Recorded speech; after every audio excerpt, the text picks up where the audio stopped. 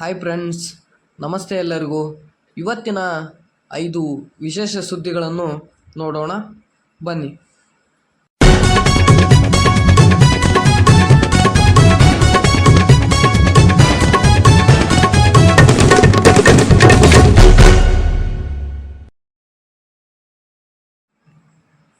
ಭಾರತದಲ್ಲಿ ಚಿಲ್ಲರೆ ಹಣದುಬ್ಬರ 4.45%ಕ್ಕೆ ಏರಿಕೆಯಾಗಿದೆ.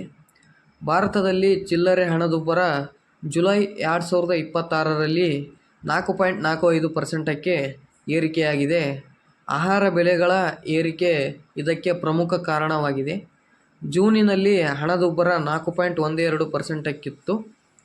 ಹಣದುಬ್ಬರದ ಈ ಏರಿಕೆಯಿಂದ ದಿನಗಳಲ್ಲಿ ಬಡ್ಡಿದರ ಹಾಗೂ ಸಾಮಾನ್ಯ ಜನರ ಖರ್ಚಿನ ಮೇಲೆ ಪರಿಣಾಮ ಬೀರುವ ಭಾರತ ಮತ್ತು ಚೀನಾ ಗಡಿ ವಿಚಾರ ಮತ್ತೆ ಚರ್ಚೆಗೆ ಬಂದಿದೆ.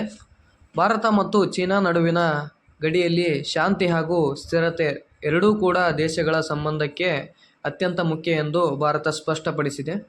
ಅರುಣಾಚಲ ಪ್ರದೇಶದ ತಕ್ಸಿಂಗ್ ಪ್ರದೇಶದ ಸುತ್ತ ಚೀನಾದ ಸೇನೆಯ ಚಟುವಟಿಕೆಗಳ ಕುರಿತು ವರದಿಗಳು ಬಂದ ಹಿನ್ನೆಲೆಯಲ್ಲಿ ಈ ವಿಚಾರ ಮತ್ತೆ ಗಮನ ಸೆಳೆದಿದೆ.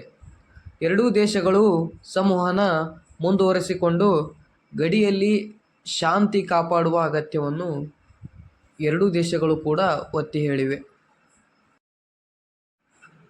ರೂಪಾಯಿ ಸ್ಥಿರಗೊಳಿಸಲು ಆರ್ಬಿಐ ಮಧ್ಯಪ್ರದೇಶ.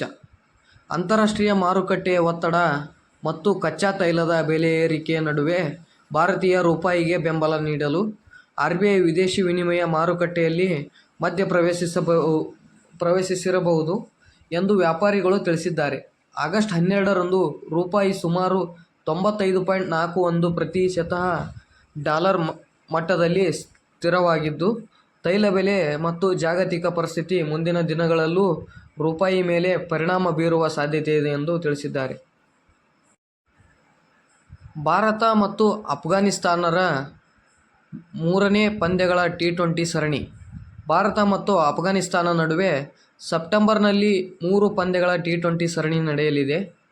ಈ ಸರಣಿಯಲ್ಲಿ ಅಫ್ಘಾನಿಸ್ತಾನವೇ ಆತಿಥೇಯ ತಂಡವಾಗಿದ್ದರೂ ಪಂದ್ಯಗಳು ದೆಹಲಿಯ ಅರುಣ್ ಜೇಟ್ಲಿ ಕ್ರೀಡಾಂಗಣದಲ್ಲಿ ನಡೆಯಲಿವೆ. ಅಫ್ಘಾನಿಸ್ತಾನದಲ್ಲಿನ ಭದ್ರತಾ ಪರಿಸ್ಥಿತಿಯ ಕಾರಣದಿಂದ ಈ ಸರಣಿಯನ್ನು ಭಾರತದಲ್ಲಿ ಆಯೋಜಿಸಲಾಗುತ್ತಿದೆ. ಇನ್ನು ಇದು ಇವತ್ತಿನ ಸುದ್ದಿಯ ಕೊನೆಯ ವಿಷಯವಾಗಿದ್ದು, ಆಗಸ್ಟ್ 12ರಂದು ಸಂಪೂರ್ಣ ಸೂರ್ಯಗ್ರಹಣ. ಇಂದು ಆಗಸ್ಟ್ 12ರಂದು ಅಪರೂಪದ ಸಂಪೂರ್ಣ ಸೂರ್ಯಗ್ರಹಣ ಸಂಭವಿಸುತ್ತಿದೆ. ಸ್ಪೇನ್ ಮತ್ತು ಐಸ್ಲ್ಯಾಂಡ್ ಸೇರಿದಂತೆ ಕೆಲವು ಪ್ರದೇಶಗಳಲ್ಲಿ ಸಂಪೂರ್ಣ ಸೂರ್ಯಗ್ರಹಣವನ್ನು ವೀಕ್ಷಿಸಲು ಸಾಧ್ಯವಾಗಲಿದೆ. ಆದರೆ ಭಾರತದಲ್ಲಿ ಈ ಸಂಪೂರ್ಣ ಸೂರ್ಯಗ್ರಹಣ ನೇರವಾಗಿ ಗೋಚರಿಸುವುದಿಲ್ಲ. ಈ ಖಗೋಳ ಘಟನೆ ವಿಜ್ಞಾನಾಸಕ್ತರು ಮತ್ತು ಆಕಾಶ ವೀಕ್ಷಕರಲ್ಲಿ ವಿಶೇಷ ಕುತೂಹಲವನ್ನು ಮೂಡಿಸಲಿದೆ. ಇವು ಈ ದಿನದ ಪ್ರಮುಖ ಸುದ್ದಿಗಳಾಗಿವೆ.